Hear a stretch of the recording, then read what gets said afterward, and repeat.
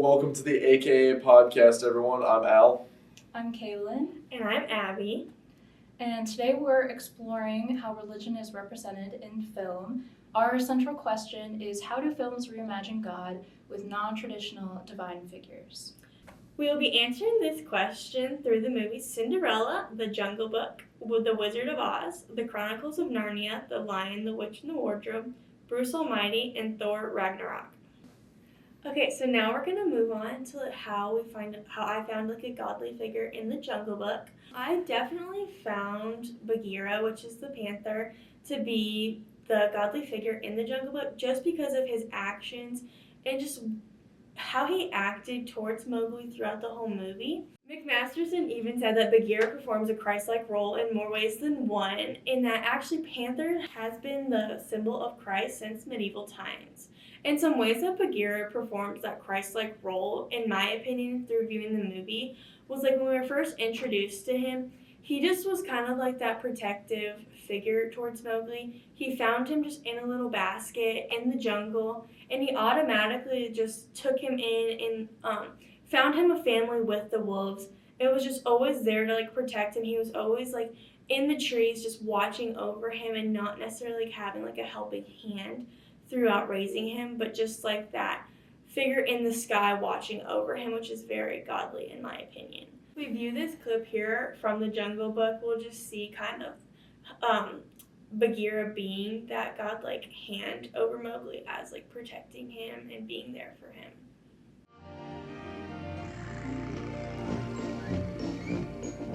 Up, 2, 3, 4, keep it up. 2, 3, 4, up, 2, 3, 4, keep it up. 2, 3, 4, up, 2, 3, 4.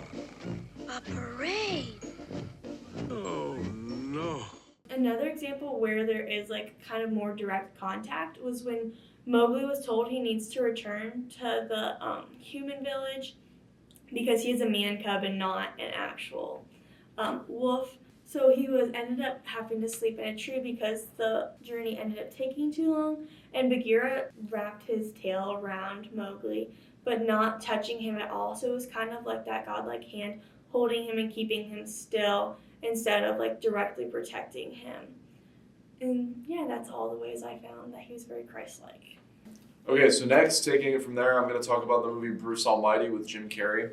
So there's a lot of different ways you can look at how that kind of contradicts or challenges what we know kind of a godlike or divine figure to be. To give a brief rundown in the movie, Morgan Freeman is seen as the real God, or kind of the God that we all know a godlike figure to be, kind of that divine, perfect, all-knowing and wise character. And then we have Jim Carrey, who inherits the power of God and goes about using that kind of power in a very strange, not necessarily an in-control way.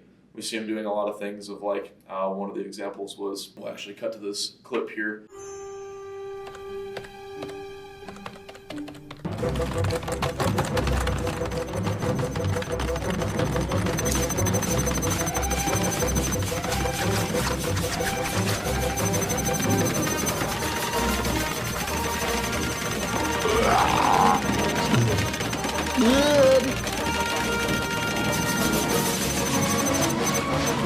Okay, I had to have made some kind of a dent by now.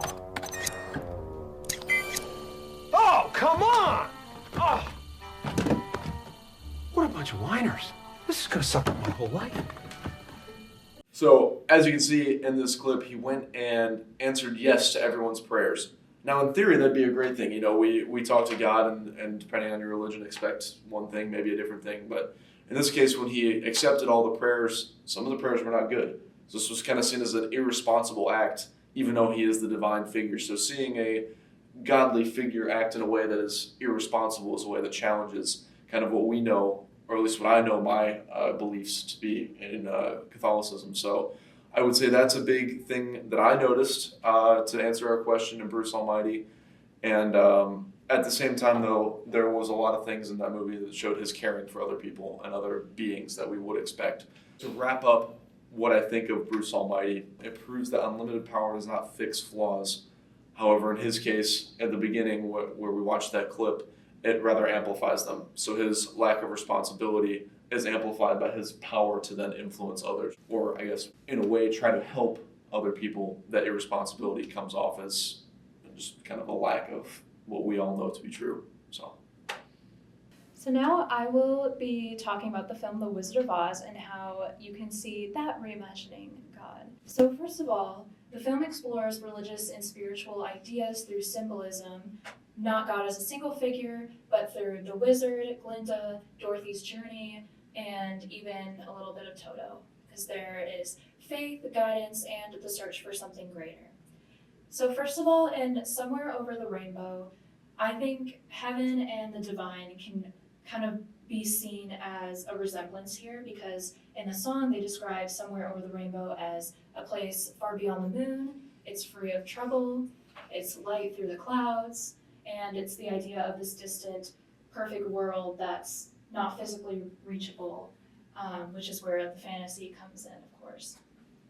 And there's a lot of good versus evil framework in here, with Glinda being the good witch and then the wicked witch is evil. So that kind of parallels heaven versus hell, or God versus Satan. But Glinda then comes down in this bubble like a very angel-like figure. Glinda actually plays a large part as an angel-like figure for Dorothy throughout the film as well.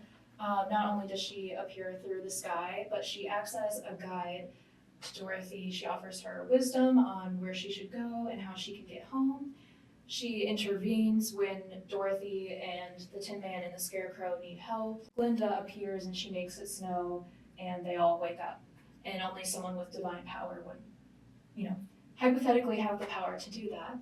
Toto is also potentially seen as a spirit guide, representing Dorothy's intuition, kind of inner voice, truth, when he reveals things like the wizard behind the curtain and escapes the witch. An ordained minister, Justin Taylor, has commented on that, saying that throughout the story, Dorothy's dog Toto represents her inner voice, her intuition, the inner Christ. One of the biggest elements of The Wizard of Oz reimagining God is the wizard as a reimagined God figure, because the wizard is seen as mysterious, powerful, unseen. He's basically worshipped by all the people of Oz, but there's also that faith element where no one is actually seen or heard him, but everyone believes nonetheless that there is one, which you can see happens in this clip right here. Now, state your business. We want to see the wizard. The wizard? But nobody can see the Great Oz. Nobody's ever seen the Great Oz. Even I've never seen him. Well, then how do you know there is one? Because I don't. You're wasting my time. I think overall, just everyone having faith in this grand worshipped man is very much like a divine figure. That's a mystery in itself. The four have faith in the wizard that he will grant their wishes of a heart, a home, a brain, and the nerve. So I really want to build off of the idea you brought us, that was the good versus evil. So I think a lot of cases we see religious figures or gods being kind of seen as this like, there's only good. And of course there's always like the Jesus, and then on the other side there's Satan. But not oftentimes do we see something that's kind of like a very real depiction of evil versus good going, like battling each other, right? So I think looking at the movie Thor Ragnarok, there is a direct depiction of that. Of course, the movie is called Thor, so Thor is definitely in that. And he's kind of our hero character. He is a god, the god of thunder. But then on the other side, he actually has a sister named Hela, and she is evil. And we see that throughout the movie, but there's a lot of things that Thor, even as the hero god, kind of would challenge what we'd expect a typical hero to be, and he kind of evolves through the movie. But at the beginning when they first meet, because I think it was Thor's somewhere around 1,500 years old, he didn't know he had a sister this whole time. And from when they first meet, he believes that he is the strongest god there is. No one's more powerful than him, XYZ. Well, their first fight together, she pretty much negates that from being the point. So it was kind of this large moment of arrogance from Thor, something that we would not expect to see maybe from a religious god-like being, as arrogance. I think we, or at least I, see God as this kind of knowing, wise, and caring individual. It would never be arrogant. So that was kind of something that I noticed that challenged right off the bat. And going a bit further into that, as the movie progresses, we see Thor. He starts to wisen up a little bit. Okay, well, she is stronger than me. She is more powerful, whatever. So we see him enrich himself in a way that's not necessarily only power, but what I talked about with Bruce Almighty as well as that responsibility aspect. He takes responsibility of the people of Asgard, which is where he lives and where this entire thing takes place. And so what we see at the end is Hela wants to destroy this. The responsibility that Thor was able to learn through this, he prioritized his people first and got them to safety and found this responsibility that I think earlier Thor in the movie, we would have seen that kind of more arrogant side of wanting just to go fight her, even knowing he couldn't win. And maybe that first fight is what taught us that. But kind of, again, going to that good versus evil, sometimes good doesn't necessarily have to defeat evil, but just has to protect other good. I found an article written by an Ilma Budaya, and the quote that I have prepared is, Thor decided to bring his people to his ship while thinking about the next place for them to live.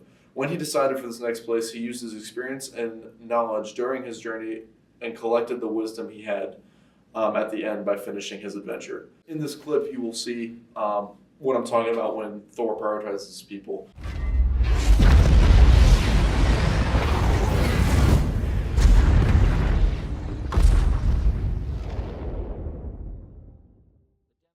So this kind of whole thing we see throughout the entire movie is his progression as maybe of what we know a God more to be, a more responsible figure that takes care of his people, that would be more willing to answer specifically to different things and not necessarily worry about other obstacles or like internal confliction of, oh, I'm not the most powerful, because I know in a traditional light, I don't think that a God would have internal confliction. Maybe that depends on who you believe in or who there is, but yeah.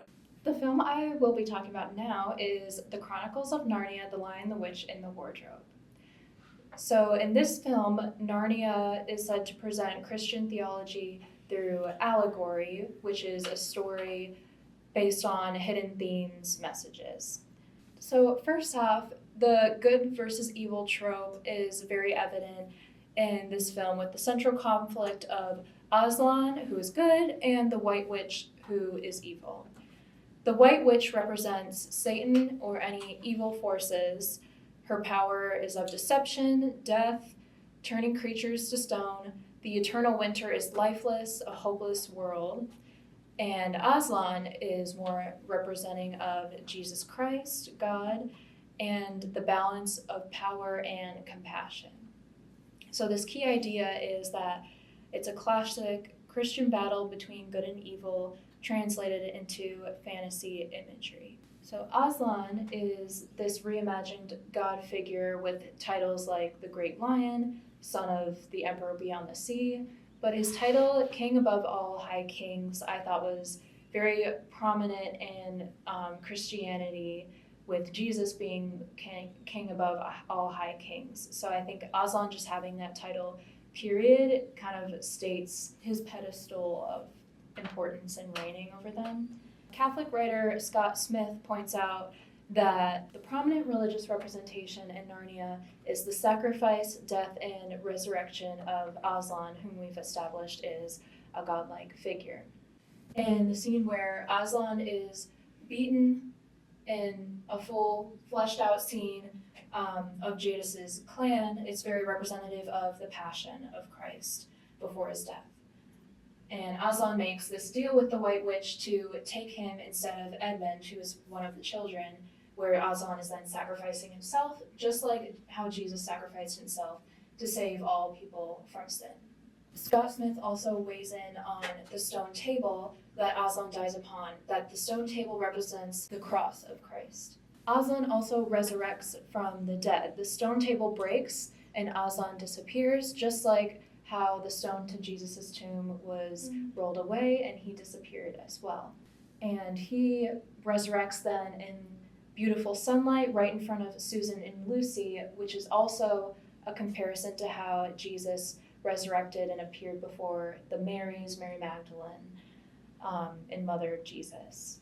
The last thing I will mention in Narnia is there is also a type of second coming resemblance where Aslan comes and goes. They don't know when he's coming back, but he is supposed to come again, which is just like the second coming of Jesus Christ in Christianity. Okay, and lastly, to just wrap up all of our movies, we have Cinderella. Cinderella, in many ways, has just like kind of like a godly figure throughout the fairy godmother. One thing, just overall, based off the Disney Gospel, I wanted to mention was that magic is used because it's a far more universal device than just using like one religion, whether like Christianity or Catholicism or Jewishness. Just kind of like gives bigger target audience, which is kind of why Disney movies in general do that. But specifically in Cinderella, we see lots from her that gives us kind of that godly figure from her. In an article released from the Atlantic Press, their author also agreed that the fairy godmother is a representation of God itself. And another reason that they found that was because she comes when Cinderella needs her the most and knows what's best for her, which is kind of a very godly thing in my own opinion.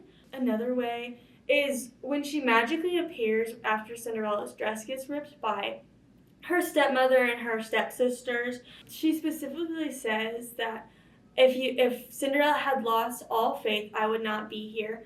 And that so Cinderella's faith being very strong in her is just the way that she's able to help her and give her these opportunities, and even the opportunities to go to the ball, like and magically just getting her new dress, which you can see in the clip here. Your size and the shade of your eyes. Mm-hmm. Something simple, but daring too. Oh, just leave it to me. What a gown this will be. Bippity-boppity, bippity-boppity, bippity-boppity. Oh, it's a beautiful dress. But so like getting the new dress, getting the carriage to make it to the ball, fairy godmother just gave her so many opportunities to make it, and she just had to abide by one rule, which was getting back at midnight. And all these opportunities are just kind of like prayers answered for Cinderella by fairy godmother. And then in the end of the movie, just kind of seeing that Cinderella actually thanks the sky. Well, kind of like I took it as like looking up at heaven and was like, thank you for giving me this opportunity and just blessing me with all that you've given me and just all you've meant to me, which is also another very thing that kind of like people do towards God. But yeah, I think that's everything. So wrapping things up, obviously we just looked at 6 different movies, and a lot of them I think we struggled kind of finding a similar ground between them. I mean, one I noticed, honestly, throughout all of them was good versus evil. Maybe not necessarily like, with in the same godly way, figure, but like stepmother versus Cinderella. I know you talked about it with both of your movies and with Thor. So I think that was definitely like our one common ground between all of the movies that I was able to pick up from what everyone said. I think that's definitely an interesting thing, and like I talked about a bit with Thor, is I think good versus evil is something that's necessarily talked about in a lot of religious books, but maybe not in the way that we all just kind of found them in our movies. So I guess maybe if we were to do this again, I would say that maybe we'd reword the question as to what representations of good versus evil are different than what we know from our own beliefs. I think that would be an equally as interesting question. However, I think for the most part, I think we were able to find things that contradicted godly beliefs as well. So definitely not what I think we all expected to find in this, but proud of what we gave you guys. So thank you and enjoy the day. Thank you so much.